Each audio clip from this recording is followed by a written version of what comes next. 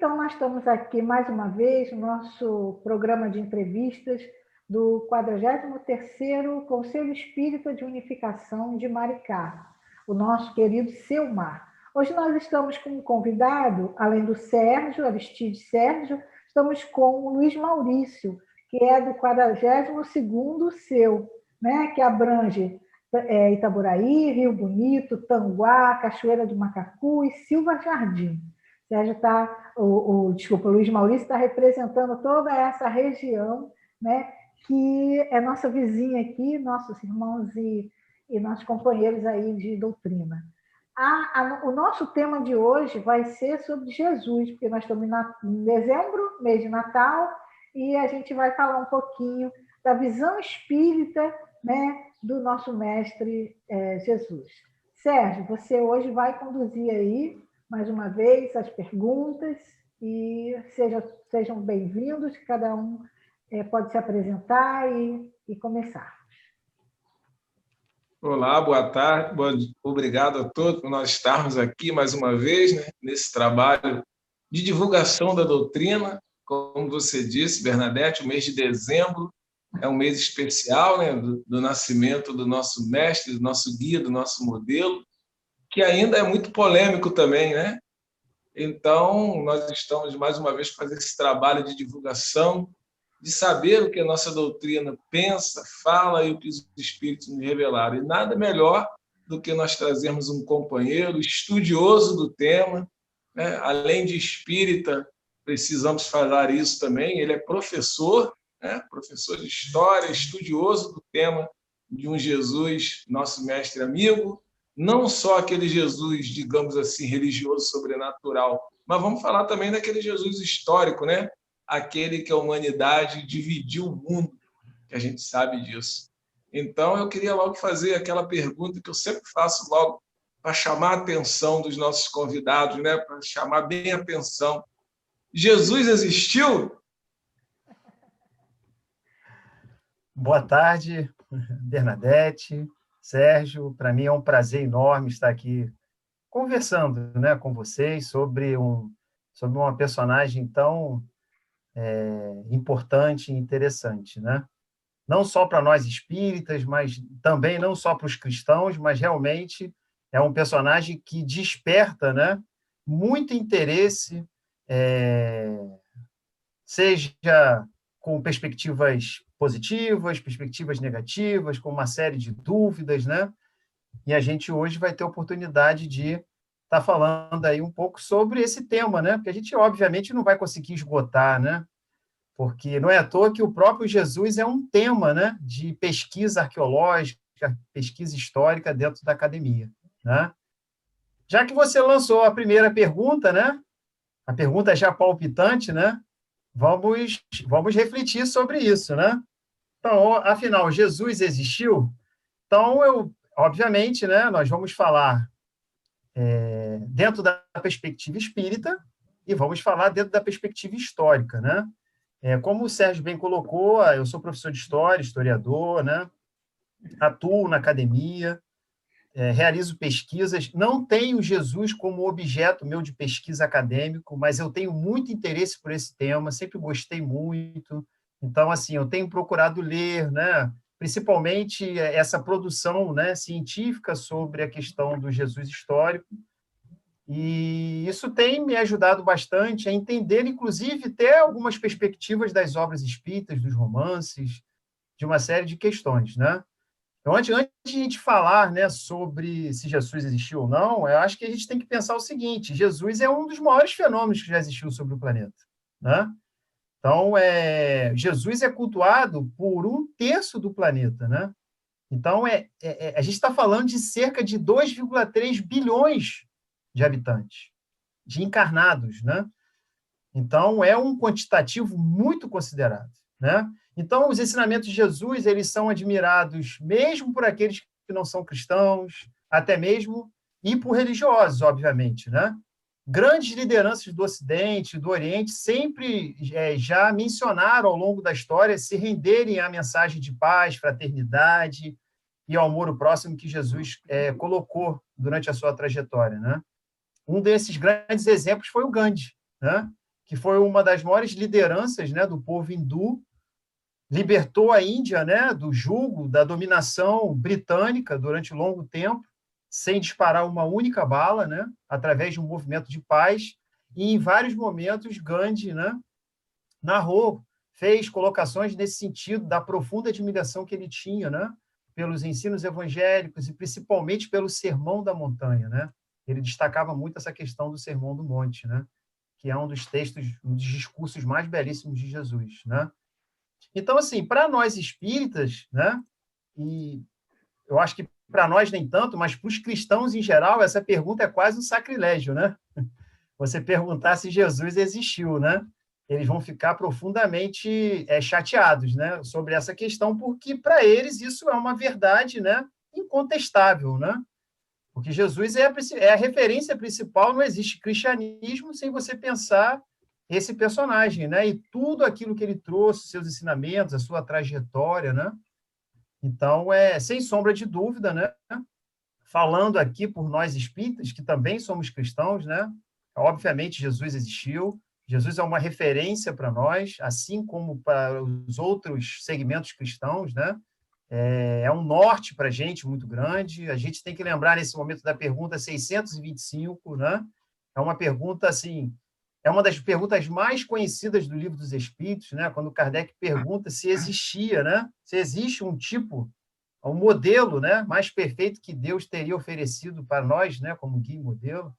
E aí os Espíritos vão responder que sim, né? Que Jesus é esse personagem, né, que melhor encarnou, né, na Terra, esse modelo de perfeição que Deus nos ofereceu, né? Inclusive que é o próprio governante do planeta, né?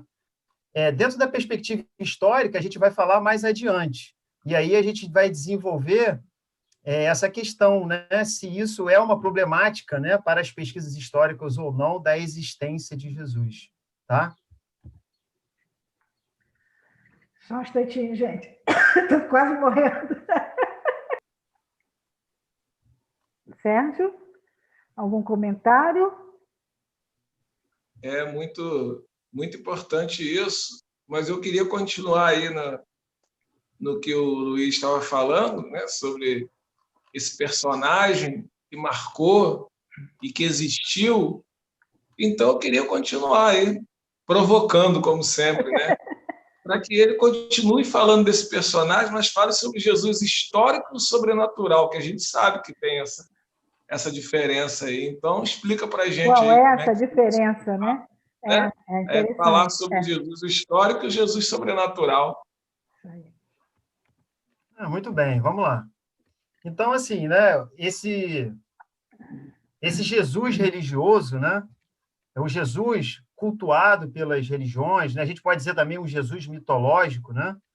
Então, ele, de alguma forma, não é o mesmo personagem que é pesquisado pela academia, né? Dentro dessa perspectiva do Jesus histórico, né? É uma perspectiva completamente diferente, né? O Jesus mitológico é aquele que foi construído como um personagem bíblico, né? A partir de toda aquela imagética, né, cristã que foi sendo desenvolvida principalmente com a institucionalização do cristianismo, né, a partir do surgimento da Igreja Católica ou Igreja Universal. Católico significa universal, né? Então, quais são as principais fontes, né? Eminentemente os textos bíblicos, né?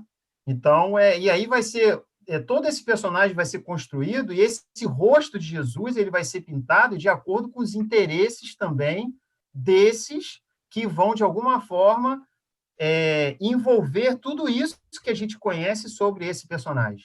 Quando você traz a figura de Jesus como um ator histórico, como objeto de pesquisa, esse olhar ele se afasta completamente, né? Então, voltando àquilo que você tinha falado na primeira pergunta sobre se Jesus existiu ou não, né? Então, para a academia, nesse momento eu estou falando daqueles que pesquisam, né, Jesus como um ator histórico. Eu não estou falando da ciência em geral, né? Que quando a gente fala ciência é uma coisa muito abrangente, né? muito mais abrangente, inclusive, do que no senso comum as pessoas imaginam, né?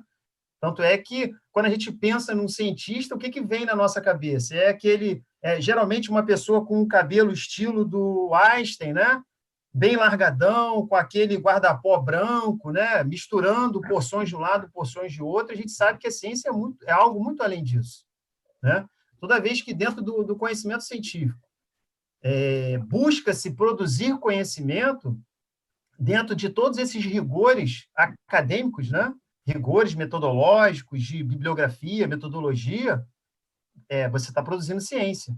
Então, você é um cientista. Um historiador, ele é um cientista. Um geógrafo, quando ele produz conhecimento sobre alguma coisa, ele também é um cientista. Então, quando eu estou chamando a atenção para essa questão acadêmica nesse momento, eu estou falando mais no sentido daqueles que pesquisam, escrevem e produzem sobre o Jesus histórico, que é uma temática muito bem consolidada dentro da academia, né? Então, não se questiona se Jesus seria um mito, se ele existiu ou não. Isso é uma página que já foi virada há muito tempo, né? No caso do personagem Jesus, é uma constatação para esses pesquisadores. E existe metodologia para isso, né? Isso deixa muito claro a existência de Jesus. Porque, inclusive, muitos pesquisadores vão dizer o seguinte: se você partir da premissa que, para você dizer que um personagem histórico ele é real apenas se você tiver uma ossada daquele personagem, se você tiver a certidão de nascimento dele, se você tiver a certidão, uma carteira de identidade, mais de 90% dos personagens históricos não existiram. Então, não tem sentido isso, né? Então, você vai questionar todos, principalmente da Idade Média e Idade Antiga, onde você tem pouquíssimo acesso a esse tipo de documentação. Essa ideia de identidade que a gente conhece hoje, como um indivíduo, de carteira de identidade, certidão de nascimento, isso é modernidade. Isso é muito recente, né? Isso é a partir do final do século XIX, século XX, que é a ideia do Estado mesmo sendo criado, onde os personagens vão ganhando vida a partir de documentação, de uma série de coisas. Então, isso, nos tempos remotos, não era algo para a gente poder tentar olhar para o passado e refletir sobre esses personagens. Qual é a metodologia para você que esses pesquisadores, principalmente que trabalham com história antiga, tá? Não precisa ser só exatamente o Jesus histórico, não. Eles partem, né? O critério é da múltipla comprovação, ou seja, é o mesmo personagem sendo falado em momentos diferentes em textos diferentes por personagens diferentes. Então, locais diferentes, períodos diferentes, personagens, obviamente, diferentes. Então, você vai vendo a presença desse personagem e de todo aquele contexto que ele estava inserido em textos diferentes, né? Um exemplo assim muito próximo na questão dos evangelhos por exemplo, o Flávio Josefo, né? Que foi um historiador judeu que narra principalmente a destruição de Jerusalém, né? Ele tem um livro, A História dos Hebreus, né? Muito conhecido, é de domínio público na internet. E ele fala da existência de Jesus, né? De um galileu, trazendo aquelas questões que foi crucificado no ano 30 da era cristã. Então, isso aparece nesses textos, né? E Flávio Josefo não foi contemporâneo a Jesus, esse é um exemplo, né? E tem outros também, né? Fílon também é um personagem que nasce antes do ano zero da era cristã e morre já depois do nascimento de Jesus. Também é um personagem que fala de Jesus e também não conviveu ali, não era contemporâneo, não foi contemporâneo do Cristo, né? Então, é essa metodologia que eles usam, né? Isso daí pode ser pensado para outros personagens também famosos, né? Seja Cleópatra, né? Seja Júlio César, muitos outros também. Agora, é lógico, quando você coloca no panorama, né? De despertamento de interesse, né? Que mais suscita, de alguma forma, uma busca muito grande pelo conhecimento, não tem nem como comparar quando a gente coloca numa balança, né? Jesus e Cleópatra, quem que desperta mais interesse de conhecimento, né? Jesus e Tito Livre, Jesus e Cícero, sem sombra de dúvida, Jesus ele está sempre presente. A busca pelo conhecimento desse personagem, mesmo historicamente, mesmo para esses que não pesquisam, algo que está sempre muito presente, principalmente hoje, digamos assim, né, com a popularização da internet, um conhecimento muito rápido e dinâmico que a gente tem acesso. Então, essa questão de Jesus existir ou não, só para fechar, também para a academia, para aqueles que pesquisam Jesus histórico, já deixou de ser, já é uma página virada há muito tempo, né? Legal, né? Isso aí, porque naquela época a história era passada de geração para geração oralmente, né? Não tinha documentos, não tinham. Como é que você vai ficar preso aí à necessidade desses documentos, né? Para poder comprovar? Eu acho que a perpetuação dessa história ao longo dos séculos, né? E a própria mudança de atitude cultural e social que aconteceu a partir daí, né? É que vai nos comprovando isso, né? Exatamente, exatamente. Você tocou num ponto bem importante, né? Essa questão da tradição oral. Não é à toa que, historicamente, os textos de Paulo, que foram escritos teoricamente depois de Jesus, são mais antigos. No tempo histórico, os textos de Paulo são mais antigos do que os próprios evangelhos. Então, isso mostra o quê? Primeiro, né? Aqueles personagens que estavam ao redor de Jesus, né? Com exceção de Mateus, todos eles analfabetos e fortemente presente a questão da tradição oral. Pouquíssimos, naquele período de Jesus, tinham acesso à escrita, eram alfabetizados, né? A grande maioria, pessoas humildes, de tradição de baixíssimo conhecimento, digamos assim, entre aspas, né? Escolar, né? Porque não tinham acesso, né? Professores eram particulares, né? Então, isso é uma questão também muito importante que você falou. Essa tradição oral é uma tradição muito presente na história do povo hebreu. E aí a gente tem sempre que lembrar, Jesus era judeu, não era cristão. Talvez esse é um ponto que muitas vezes as pessoas esquecem disso. E aí quer pensar Jesus através de um olhar cristão, através de um entendimento de mundo que vai se consolidar culturalmente, principalmente com a questão do domínio do Império Romano, que é uma cultura, né, basicamente ocidental. Mas Jesus, né, a compreensão de Jesus, a percepção dele do mundo se dá o quê? No idioma hebraico, né? Muitos falam aramaico, mas na verdade é hebraico, né? O Severino Celestino bate muito nessa tecla, né? Essa insistência nossa do aramaico, e, na verdade, o idioma ali presente, né, dominante, é o hebraico, né? E essa tradição oral fortemente presente ali, muito antes de Jesus, e durante um tempo ainda vai estar muito presente ali naqueles séculos ali iniciais, ali, pós Jesus ser julgado e crucificado, né?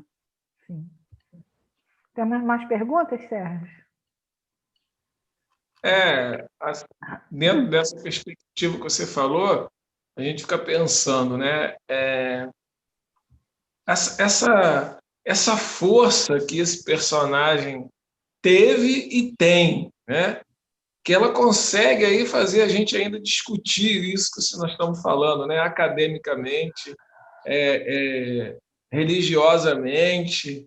Aí agora eu queria fazer uma pergunta a você, né?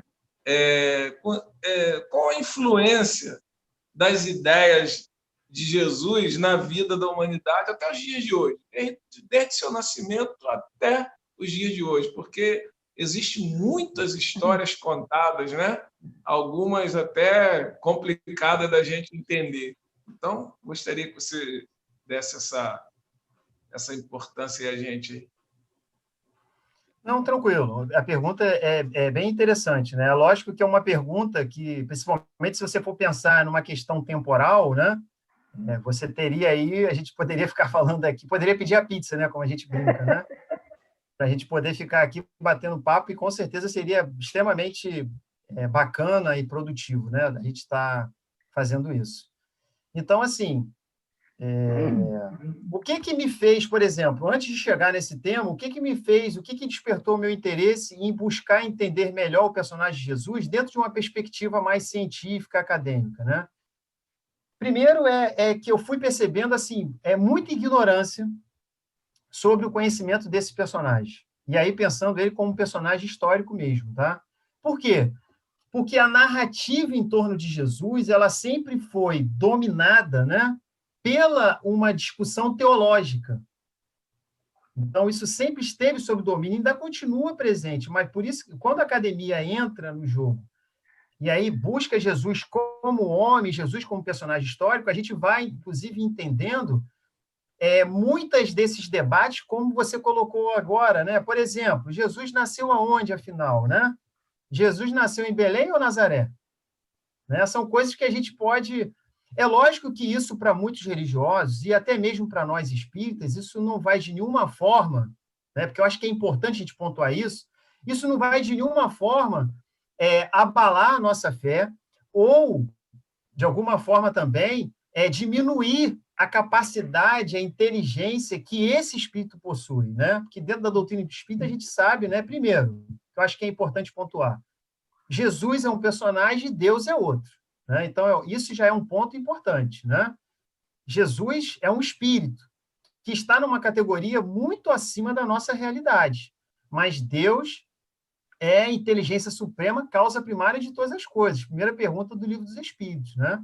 Então, Jesus é a criação. Jesus não é o criador. Só que ele está numa distância da gente enorme, né? A gente sabe disso.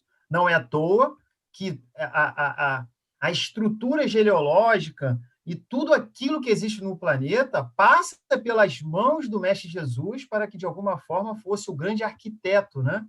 Elaborando e desenvolvendo o planeta. Aonde a gente vai encontrar uma obra, né, que é mediúnica, que a gente encontra referência sobre isso, é no livro A Caminho da Luz, né? Quando o Espírito Emmanuel, ditado pelo médium Francisco Cândido Xavier, ele diz para a gente, fala, né, sobre esse início, né, sobre essa gênese planetária, o papel dos espíritos crísticos, né? Então, Jesus é um desses espíritos crísticos que tem a incumbência aí, de alguma forma, de ser o governante desse planeta, né? Ser o gestor desse planeta, de cada planeta. E, no caso do planeta Terra, a responsabilidade é do próprio Mestre, né? Do Cristo. Então, é um debate de verdade. Esse é o problema. E aí, quem está com a verdade?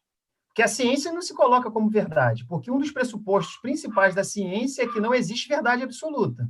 Então, o papel da ciência, muitas vezes, né, é desconstruir a verdade. Porque a gente sabe que a gente tem que falar verdades no plural, né? Verdades. E quem tem a verdade? É a perspectiva de Jesus dentro de um pensamento protestante? Dentro de um pensamento católico? Dentro do pensamento espírita? Então, isso aí já gera um debate, né, enorme. É lógico que, para a academia, esse não é um problema. Não é um problema. Porque eles vão se ater justamente a entender o quê? Quem é esse personagem, aonde ele está inserido, só para vocês terem dimensão de como que essas pesquisas avançaram. Um autor do século I, que tenha escrito algo sobre Jesus, ele sabe menos de Belém do que nós, que hoje estamos quase 2000 anos depois. Isso graças ao quê? A arqueologia, que é outra ciência, né? Porque o que a gente tem que pensar? As ciências, elas são, de alguma forma, interdisciplinares, elas se cruzam, né? Então, a história, ela depende muito, principalmente em pesquisas antigas, da arqueologia. Então, hoje a gente sabe que Belém, aonde supostamente Jesus teria nascido, né, era um lugarejo pequeno, que não tinha mais de 200 habitantes. Belém não tinha uma instituição, uma prefeitura, uma instituição grande, né? Alguma coisa que, de alguma forma, representasse o poder público. Então, era um pequeno vilarejo mesmo, né? Jesus é chamado no Evangelho de Nazareno. E aí, Jesus teria nascido em Nazaré ou Belém? Porque um evangelista chama atenção para Belém, outro chama dizendo que Jesus teria nascido em Nazaré. Né? Então, é justamente o papel da ciência é buscar entender essas perspectivas, essas questões. Por exemplo, uma questão interessante sobre a aparência de Jesus, né? Já que você falou dos vários debates, né, que acontecem, né? O rosto de Jesus foi pintado de acordo com os interesses, né? A E como é que história, Jesus desculpa, a história é escrita, né, por outros personagens que não também, são os próprios, né? Geralmente também. poderosos. Aí traz um pouquinho para a sua, como é? A brasa para a sua fogueira, né? Isso, também. E outra coisa, os homens são produtos do seu tempo. Sim. Então, o historiador que está escrevendo sobre Jesus no século XIX, ele é um historiador do século XIX. Então, não existe essa questão, né? O Weber já falava isso, né? Que é um sociólogo importante, de que esse afastamento total, né? Essa imparcialidade, não existe isso. Você tenta o máximo possível se afastar do seu objeto para você não contaminar a sua pesquisa. Para você se afastar, você está inserido dentro do meio. Então, a sua visão de mundo, a educação que você recebeu quando era criança, a comida que você comeu, o país que você viveu, as festas que você foi. Até os motivos que te levaram àquela pesquisa estão ali. Perfeito, exatamente, né? Não é à toa que quando você começa a escrever alguma pesquisa, seja dissertação de mestrado, né? Um dos pontos principais iniciais é o quê? O que te levou a você pesquisar isso, né? Quais são os seus interesses que te moveram? Sim. Por exemplo, eu trabalho com pesquisa eu não trabalho com Jesus histórico, né? Eu tenho muita vontade de, posteriormente, eu me aprofundar mais nesse tema. Por enquanto, eu fico só lendo aquilo que é produzido, né? Que tem muita coisa, por sinal. Eu trabalho com história da saúde, né? Então, é claro que a minha visão de mundo, inclusive, as visitas que eu fazia lá no antigo hospital, o Hospital Estadual Tavares de Macedo, né? O antigo leprosário do Iguá, e depois, posteriormente, Colônia do Iguá, Colônia Tavares de Macedo, que fica aqui em Itaboraí, no bairro de Venda das Pedras. As visitas lá me levaram muito ao interesse por entender o que era a lepra / hanseníase hoje, né? Porque a doença foi ressignificada. O que levaram aquelas pessoas a serem isoladas daquela forma? Por que Itaboraí foi escolhido, né? Por que não foi para Maricá? Por que foi Itaboraí? Então, tudo isso sempre... E outra coisa, quando você entra dentro daquele local, aquela estrutura de uma cidade dentro de uma outra cidade, isso sempre mexeu muito com as minhas, né? Com os meus botões, digamos assim, né? Eu entrava lá, então tinha ali uma prefeitura, colégio, igreja, centro espírita, cadeia. Ué, peraí, né? É uma cidade, é um mundo dentro de outro mundo, é uma bolha, né? E fechada, né? Então, de alguma forma, isso que você falou, os nossos interesses e aquilo que a gente vivenciou, às vezes uma questão familiar, leva a gente a despertar interesse, né? Então, voltando ao assunto da questão da imagem de Jesus, né, da representação física, como que Jesus é retratado no cinema? Né? Principalmente os filmes mais antigos, né? Aquele filme clássico, né, que inclusive eu particularmente gosto muito, né? Existem muitas críticas desse filme, né, o do Franco Zeffirino, que é aquele Jesus de Nazaré. Vocês vão se lembrar, né, que já passou e todo ano passa repetidamente no canal SBT, né? É um filme de quase 3 horas de duração. Então, ali o Jesus eurasiano, europocêntrico, né? E aí, não precisa a gente pesquisar muito, né? Não precisa ser um pesquisador da história, da arqueologia, para poder, de alguma forma, a gente isso entrar em contradição. Quando, na própria narrativa bíblica, que Jesus é entregue por Judas, Judas beija a face de Jesus. E, obviamente, aquilo ali era para quê? Era para mostrar para eles quem era o Jesus entre aquele grupo de homens. Então, obviamente, Jesus não era fisicamente diferente daquelas pessoas, né? Ele era muito semelhante na característica física. E aí a gente começa a pensar, né, a região, o local, a questão geográfica, né, a questão climática. Então, dificilmente Jesus teria os traços, né, e aquela fisionomia como foi pintado ao longo do tempo. Então, olha aí, é isso que a ciência faz, né? Agora, é lógico, quando a gente traz para o campo religioso, a gente tem uma outra leitura sobre isso, né, meu caro Sérgio? A gente acaba, de alguma forma, trazendo uma outra perspectiva, né? E aí você falou, né, qual a influência das ideias de Jesus na vida da humanidade até os dias atuais, né? Então, assim, eu vou partir, né, nesse momento, de algo que eu falei lá no início, né? Os ensinamentos de Jesus são admirados, mesmo por aqueles que não são cristãos, e até mesmo por religiosos, né? Então, grandes lideranças, né, se rendem à mensagem da paz, né? Então, a influência real da mensagem de Jesus, na minha opinião, ela ainda está por vir, porque ainda precisa passar muita água embaixo da ponte. Agora, se você perguntar para mim a influência do cristianismo, porque Jesus é uma coisa, cristianismo é outra, eu acho que esse é o grande problema. O cristianismo é uma religião que foi institucionalizada a partir dos ensinamentos de Jesus de acordo com os interesses humanos daquele período e depois também com tudo aquilo que foi sendo introduzido dentro desses textos, até mesmo a escolha dos evangelhos, e quais são os textos canônicos, quais não são, né? Já foram encontrados textos atribuídos a outros apóstolos, por exemplo, o Evangelho de Judas foi encontrado no ano 70, documento antiguíssimo, né? Um documento do século III, então olha o valor histórico, é um documento de mais de 1.700 anos, né? Então, inclusive, traz uma narrativa diferente daquela que é colocada pelos evangelistas, os textos canônicos, né, dos 4 evangelistas, no Novo Testamento, aonde Judas teria um outro papel, até muito surpreendente, inclusive, né, para essa entrega de Jesus. Então, nós estamos dizendo aqui que os textos canônicos não são válidos e o que vale é o texto atribuído a Judas? De maneira nenhuma. O que eu estou querendo dizer primeiro, a história deve ser feita pelos historiadores, pelos pesquisadores, né? E nós espíritas temos que ter cuidado com isso também, que muitos textos mediúnicos, né, muitas vezes são textos romantizados, textos belíssimos, trazem alguns elementos históricos, sim, mas não é a história. Entendeu? A história ela tem que ser feita pelos homens, não pelos espíritos. Os espíritos eles têm uma outra preocupação que traz para a gente, de alguma forma, reproduzindo, e isso a gente vê numa beleza muito grande, né? Eu sempre gosto de chamar a atenção sobre isso, por exemplo, a coleção Fonte Viva, né? Ditada pelo Espírito Emmanuel, quando ele pega aquele pequeno versículo, às vezes, do Novo Testamento, uma fala de Jesus, né? O que fazer de especial? Exemplo, né? Que foi tema da Comerge, foi tema do ENEF, né? O que fazer de especial?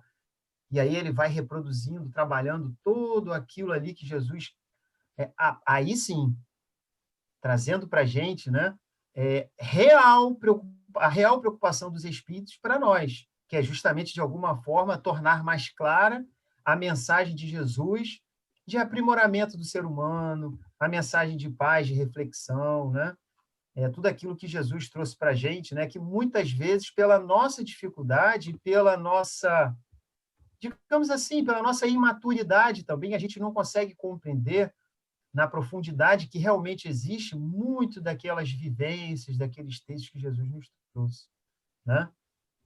Isso aí. E aí, Sérgio? Mais perguntas?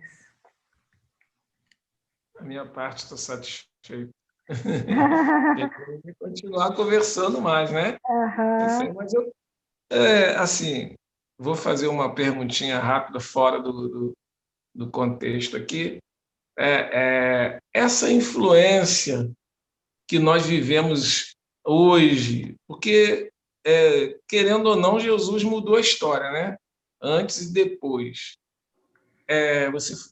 Porque você tocou no Weber, eu tenho um livro dele que eu gosto muito, né? Que é o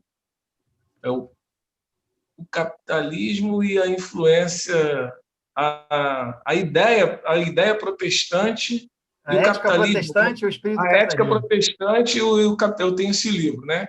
Então ele fala que a perspectiva ali de mudança que nós tivemos com os nossos irmãos protestantes influenciou também a mudança política social do mundo, né? Ele diz que a forma do capitalismo que nós vivemos hoje, pelo menos o livro do século XX, hoje nós estamos no século XXI, né? Foi considerado o livro do século XX, mudou a perspectiva ali. Mas essa perspectiva foi tirada de um contexto dos ensinamentos de Jesus. Não estou questionando aqui se é certo ou errado, estou dizendo que foi tirado de um contexto de que o mundo deveria mudar a partir da perspectiva do ensinamento desse homem. Né? Então, é isso que eu queria te perguntar. Você acha que a ciência, a política, a nossa vida, até hoje é influenciada por esses ensinamentos?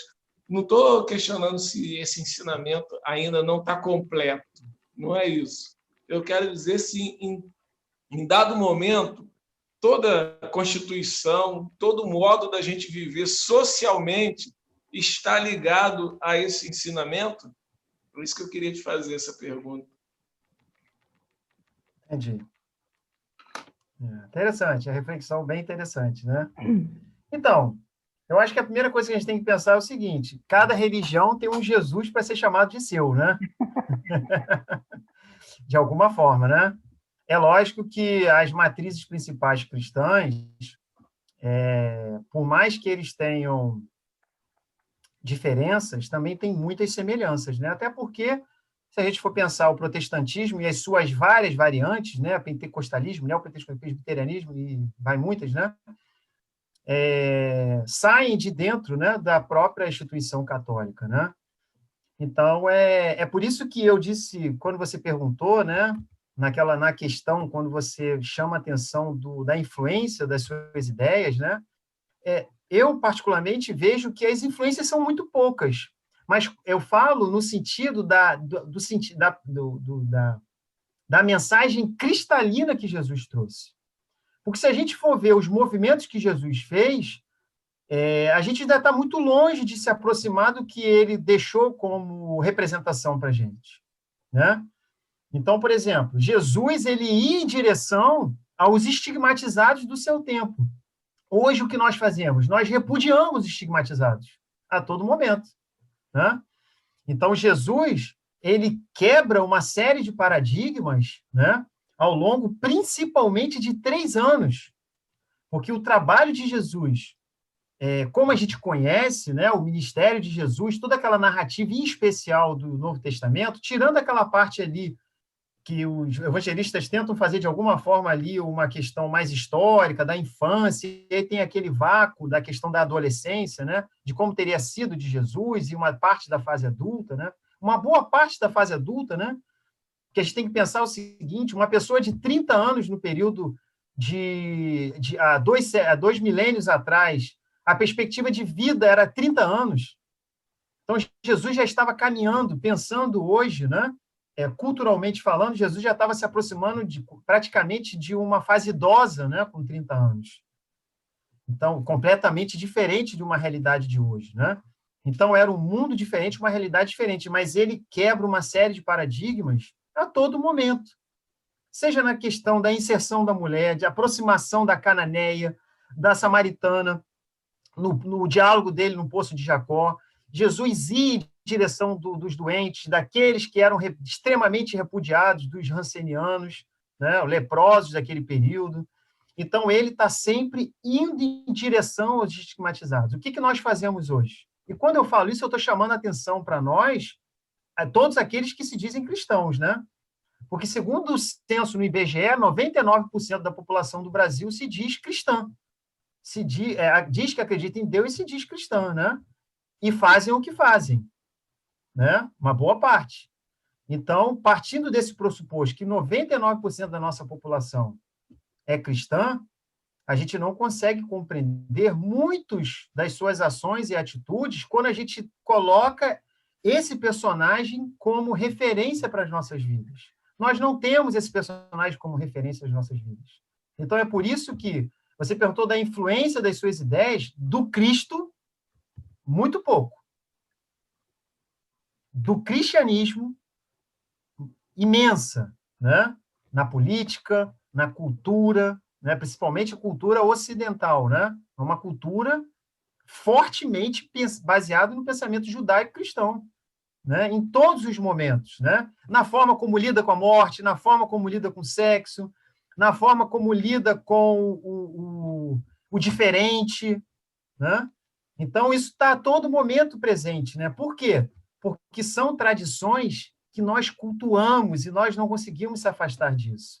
Isso está arraigado, e como nós somos espíritas e entendemos que o espírito remonta, né, muito além daquilo que representamos hoje, a gente entende isso ainda de forma mais clara, entendeu, Sérgio?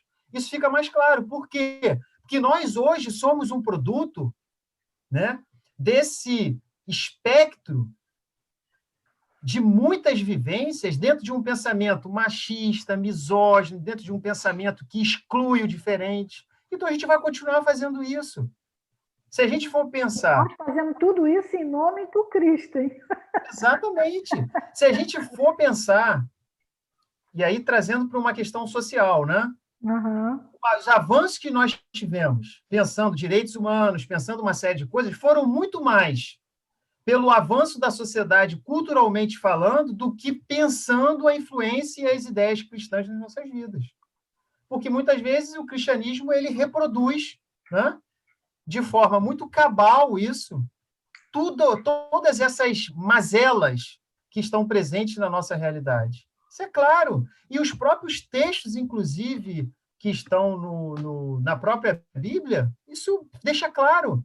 Só que a gente precisa, de alguma forma, olhar para esse texto pensando o seguinte: quando o Paulo está dizendo lá atrás que ao homem cabe a missão de servir a Deus e à mulher servir ao homem, ele é um personagem com com toda a sua contribuição, que foi enorme, né? Não tem como você pensar cristianismo sem pensar Paulo, né? Digamos assim, o grande criador do cristianismo é Paulo, né? Não é Pedro, não é Paulo, né? É a partir dele, é a partir ele vai arrebentando as fronteiras ali do Oriente, né? Tira a mensagem cristã do jugo do povo hebreu, do povo judeu, que iria ficar ali. A gente percebe isso nitidamente, né? Nesse debate, nesse diálogo, né? Que existiu entre alguns personagens, em especial o apóstolo Tiago, né? E aí tem que lembrar que Tiago tem 3 Tiagos, né? Mas provavelmente seria o Tiago menor, o Tiago que era irmão de Jesus, né? Que fazia parte ali do colégio apostólico junto com Pedro, né? Que o nosso amigo, né? O Espírito Emmanuel vai chamar de a Casa do Caminho, que é aquela instituição que se funda ali, né? Atendendo aos pobres, aos necessitados, tendo essa capacidade, né? De alguma forma, reproduzir a mensagem do Cristo a partir das ações, atitudes, né, institucionais. Então, de alguma forma, a gente tem que estar sempre atento para esse debate, porque ele vai sempre... É por isso que a ciência, né, nesse cômputo, o que ela faz? Minha preocupação, né, o meu objetivo é entender o indivíduo, o personagem histórico. Mas, de nenhuma forma, ela... abandona os textos bíblicos e reconhece que são fontes importantíssimas. Sim. Né? Então, a gente tem que ter esse cuidado. Eu queria lembrar que o Kardec, né, ele coloca muito bem na introdução do Evangelho segundo o Espiritismo, né, essa questão que você está falando, que nós conhecemos Jesus em diversas dimensões. E o Espiritismo, o Evangelho segundo o Espiritismo, ele vai trazer um olhar, um foco, uma perspectiva, né, dos ensinamentos de Jesus capazes de modificar a nossa estrutura, capazes de romper com esses paradigmas que a gente está falando aqui, de construção histórica, né, de modelos, repetição de modelos. Se a gente estudar a moral de Jesus, como o Kardec cita, a gente vai conseguir realizar isso. O que acontece é que, muitas vezes, as pessoas estudam o cristianismo, a construção de dogmas e de cada segmento das diversas religiões cristãs, a pessoa tem o foco no estudo disso e perde o foco dos ensinos realmente fundamentais, que são os ensinos, né, morais. Esse foi o maior problema. De construção. Esse, né, foi o como maior problema. Kardec fala, é aí que a gente converge, é aí que a gente consegue o diálogo.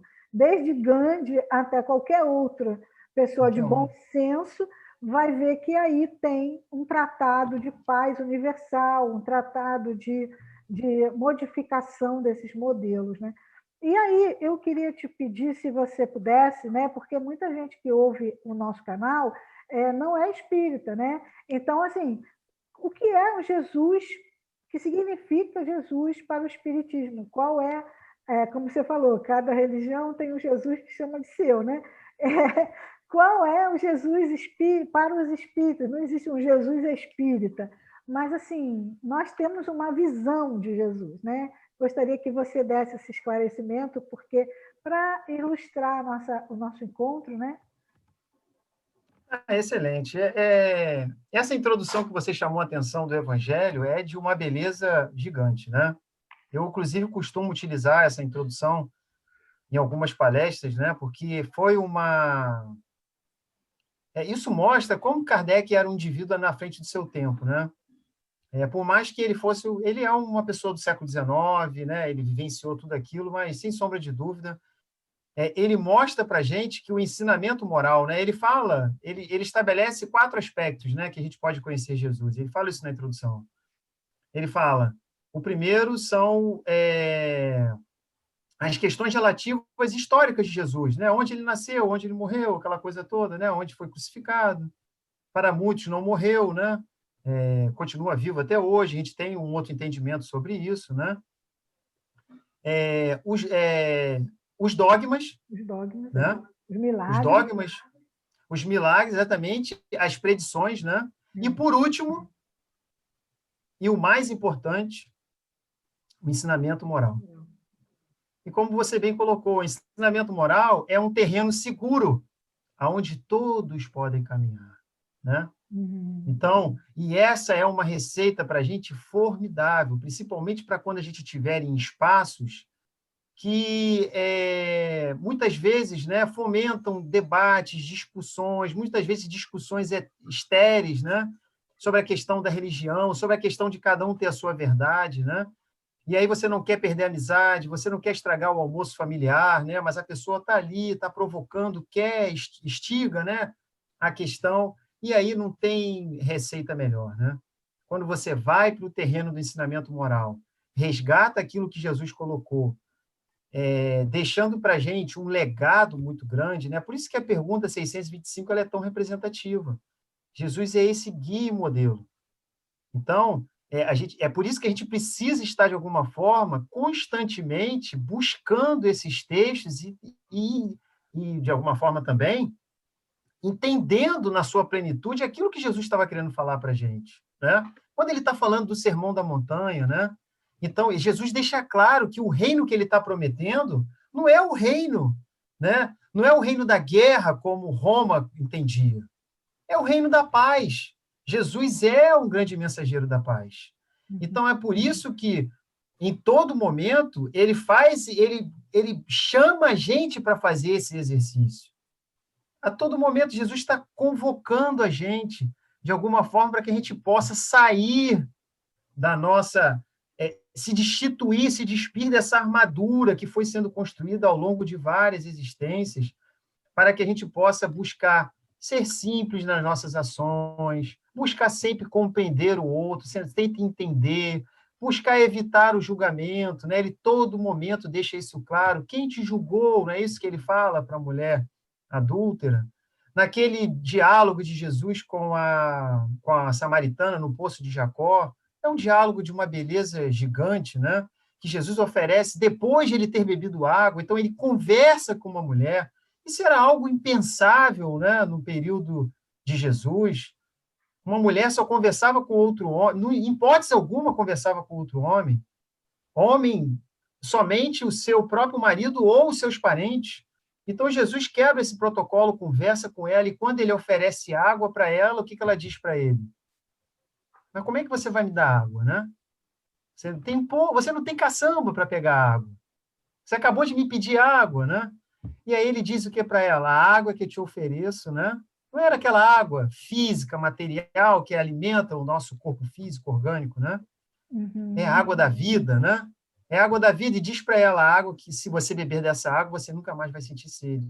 Então é isso que Jesus faz. E aí a gente entende por que o fardo fica mais leve quando Jesus fala isso. Por que esse fardo fica mais leve? Então Jesus tira o fardo das nossas costas? Não. A cruz, cada um carrega a sua, né?